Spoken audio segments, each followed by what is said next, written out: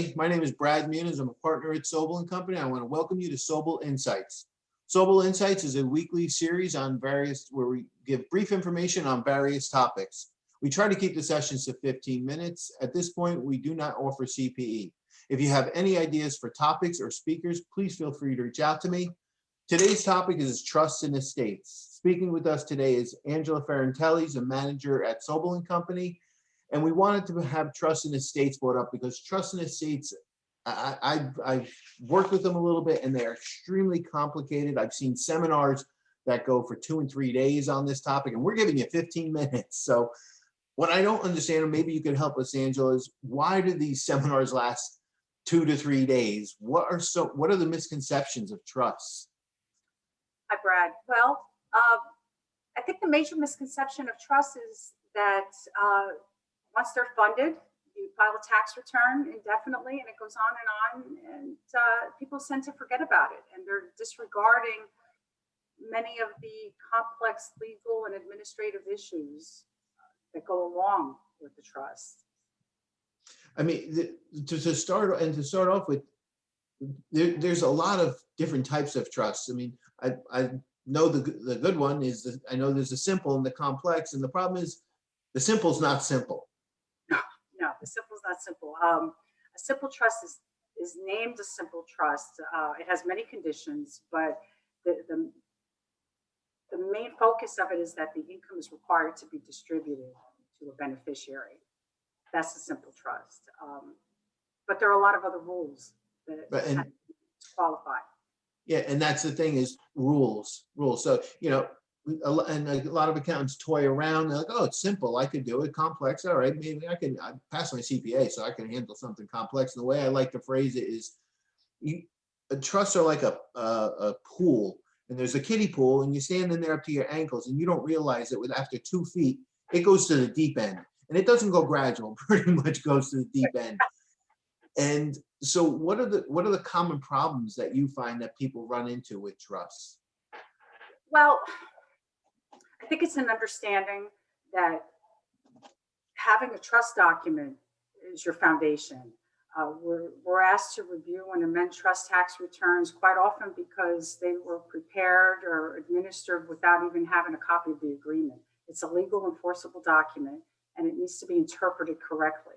If it's not, it'll affect the taxation, whether you file the correct tax return. It'll affect the administration, whether it's being handled the way it was intended to be treated and designed. A lot of effort went into that planning. You don't want to defeat that. So I know you're not an attorney, and you're not putting yourself out to be. No. Can a trust document be amended or later on down the road? Sure. If the provisions allow, okay, it can be amended. Again, there are legal issues involved with that I can't really speak to, but right. If it allowed it. Yeah, so you say that that's interesting because I never thought about this really until you just said it, that they create the document. It's a legal document. A lot of times it was created 5, 10, 15, 20 years ago. 20 years ago was the 90s. That was a long, well, it was 2001, but okay, 22 years ago, 23 years ago was the 90s. That's a long time ago. And things may have changed in a person's life, may have changed in a person's situation. And if the trust document allows for it, even if it doesn't, I guess people should be reviewing their trust documents regularly. Well, I think first that starts with the will. Your will is something that should be reviewed. A trust document, again, it's a legal enforceable document. If the trustee doesn't have power to make changes to it, I think you're sort of stuck. If it's a grantor trust where the grantor, or actually I should back up a little bit. If it's a revocable trust where the grantor, the person who established the trust, has the right to revoke and amend it, yes. If it's not a revocable trust, the grantor may be limited, but the trustee may have powers. Again, that goes to a lot of legal issues that go beyond the scope of this conversation. That would involve the trustee and the attorneys to review to see if that's allowed. Yeah, I mean, I'm dealing with a situation that had 5 trustees, and 2 of them died, and one of them is having other legal issues out of the 5. So I don't know how they're having a proper vote with 2, but it's a point. That's the point where I'm saying you really need to review your documents and make sure that it can be administered properly. Well, yes, yes. I think though, if we go back to an irrevocable trust, I don't know that the grantor really has any more power to Right. do any reviewing. Right. I agree. Discretion, if there is broad discretion, that's up to the trustee and to get counsel advice on what he can and cannot do to ensure that everything is working according to plan. Yeah, and what I'm trying to make sure people understand from this is talk to your trusted advisors and talk to them regularly, and not regularly. Don't call them every day on your trust document, but you look at it and talk to the legal counsel. You know, the accountant can, you can talk with us, and you especially, not me. You can talk with us about it, but the best people, especially as to relates to the legal document, is to talk to the attorneys. Right, and Yeah. it's and I advise always collaborating with the attorney. Sure. They have better knowledge. Not they have better knowledge on certain And issues. yeah, and that's a great segue into my next thought about the interpretive issues of the documents and what was intended in these documents. I imagine sometimes people operate too often in a vacuum. Yes, yes. The document, it's important to understand what the document is explaining, what the intent is. The document will tell us who the parties are to the trust. It'll tell us who has rights, if any, what those rights are, when those rights begin, when those rights end. If you're not interpreting that correctly, you could be taxing the trust incorrectly. So by way of example, if you're reading the document, you may say, oh, okay, income has to be distributed, or income doesn't have to be distributed. So you may think, okay, it's a simple trust, it's a complex trust, but there could be a provision way down at the end of the document that isn't so obvious, that will make it or cause it to be a grantor trust. Miss that if you're not aware of the rules. These are important. If it was set up to be a grantor trust, it was set up that way for a reason. Right. We don't want to handle it differently. And I mean, the big item that I'd love for you to speak about is, the tax issues. And I know I actually was a CFP for a while. I had to let it go because I couldn't keep up with all the CPE, believe it or not. And the one reason why I became a CFP was I didn't have enough of an understanding of the certain areas and the disciplines, some retirement plans, trusts and estates. And I just remember in there the whole crummy requirement. And I imagine that if you don't abide by, and I'm just picking one little piece, and I just like it because of that word, crummy, right? And I believe it was like 60 days you had to act on certain distributions. And I know I'm completely botching the whole requirement, but it created tax issues. And I'm sure that there are a lot of potential taxation issues that can come up with trusts. Well, what you're referencing the crummy powers. Actually, crummy was it was a court case, and crummy was the family name that litigated that matter. But crummy is really related to gift taxes and the present interest in a gift, which is a whole other complicated area, and which would allow for the annual exclusion for gifts, that $15,000 Okay. that people often talk about today. So I think that's a whole other topic that we could do another 15 minutes on. Another 15, and I know it's. I had at least an hour and a half class on the crummy issue. So That's I don't not know, 15. But so, what are some of the big taxation issues that come up with trusts that you find that people may not be aware of, overlook, don't think about? Well, again, if we're not certain, if you're not certain of how a trust should be taxed, whether it's a simple trust, a grantor trust, or a complex trust, that's a big tax issue. We've often had to amend trusts because of that. State taxes is another big area, probably the largest, most confusing area, because each state has its own set of complex rules, and you have to sort of coordinate all the states together, particularly when you have a trust that's the resident of one state and a trustee who may be residing in another state and a beneficiary that may be in yet another state.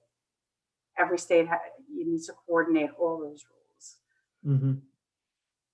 And I think what scares me the most about trusts, remember, I'm more of an A&A guy, but as I said, I have been in the kiddie pool. But what scares me the most about it is that you're either treating something as a simple trust, let's say a grantor trust where it flows through to the individual, the grantor, and it should be treated as a complex trust, and vice versa, where the trust is paying the tax, it's retaining it, all of it, and it should be treated as a grantor trust where the individual should have been picking it up. And just right there, right off the bat, the problems that can arise from that.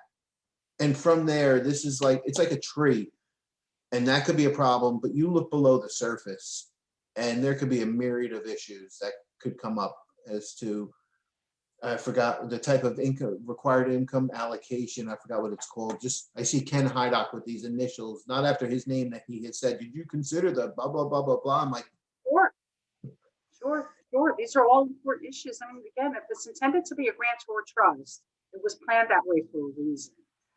It wasn't planned to be a complex trust otherwise. right. So again, you don't want to defeat all that planning. And I've seen it where the trustees have the ability to also allocate the income to different beneficiaries different ways, but it has to be designed in the trust. You just can't be willy-nilly each year.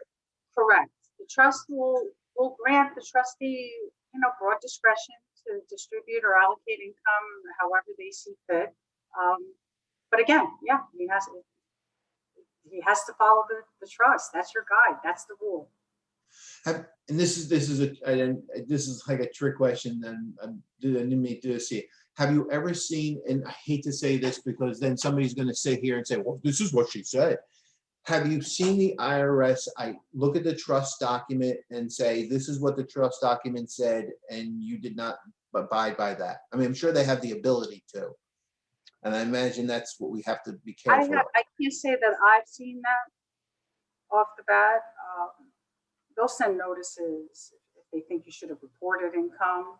Okay. Reported, or no, I haven't seen anything with respect to. And the one thing I want the attendees to understand is just because she hasn't seen anybody get a speeding ticket doesn't mean that there aren't cops out there to give speeding tickets, okay? Because there's going to be somebody out there saying, Angela said it'll never happen. It's like the people. After we're done with this call, I'm saying, you know what? I think I did remember seeing it. So, I have to call. Don't go by it never happened. It can never happen. It's very possible. And I've seen articles recently where the IRS is stacking up on more auditors now. So in this environment, they want to start going after some certain areas and certain groups of income classes. So my last question and thought I had, maybe you can just give a little bit of insight.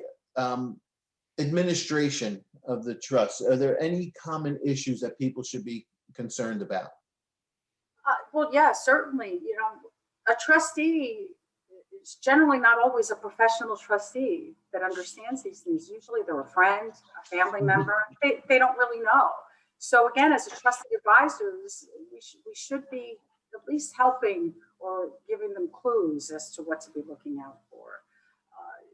Whether there are milestone dates, for example, if a beneficiary is supposed to receive a distribution after they reach a certain age, we should be watching out for these dates. So we should be making sure there aren't any new beneficiaries we aren't keeping track of. If there's a change in the fiduciary, sometimes the trustee may resign and another trustee is appointed. Well, that change in fiduciary relationship really needs to be documented and reported because that trustee has liability to the beneficiaries and to the taxing authorities to make sure the taxes are paid for the trust. And that's, I see it a lot of times with wills and the executor and the executrix.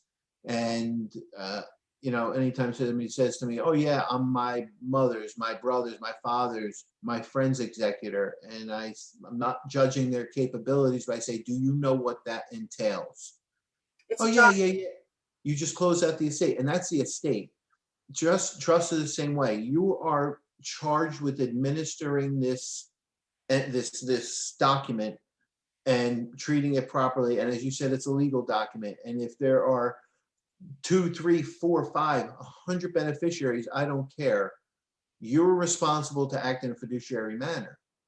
And Yes, not saying that you don't have the capabilities or the intent, but when, especially when somebody in a family dies and brothers, sisters, cousins start fighting, and they start fighting over this trust, now all of a sudden they start looking into it deeper. So you want to have somebody that's qualified, has the capabilities, the desire to act in that capacity, not just because they're your family friend, cousin, drinking buddy type of thing.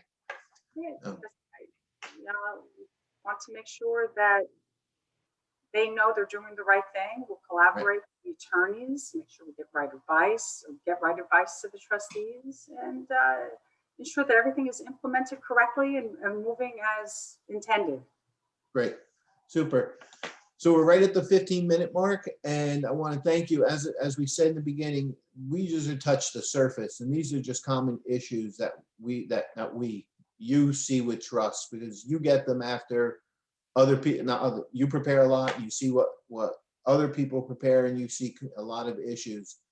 Diving into the trusts themselves and the accounting and the taxation for it could be quite complex. And I mean, I've done trust accounting, and that in and of itself, I do a lot of accounting and some accounting stuff. Trust accounting is a different level. Trust taxation is a completely different level. All different language. Yeah, absolutely. Yeah, because somebody in our office always comes in and says, I just need a trust accounting done. It's like, it's not that easy. Well, just give me a staff person. No, you can't just throw a staff person on this. Because by the way, you're doing a trust accounting because somebody's questioning something. You don't want to just have somebody just throwing something together. Many eyes will be on them. Great way to say it. Sure. So you go tell the people in our office it's not that easy. All right, Angela, thank you very much. I want to thank everybody for attending and viewing this. If you have any questions, please, on trust, please feel free to reach out to Angela, not to me.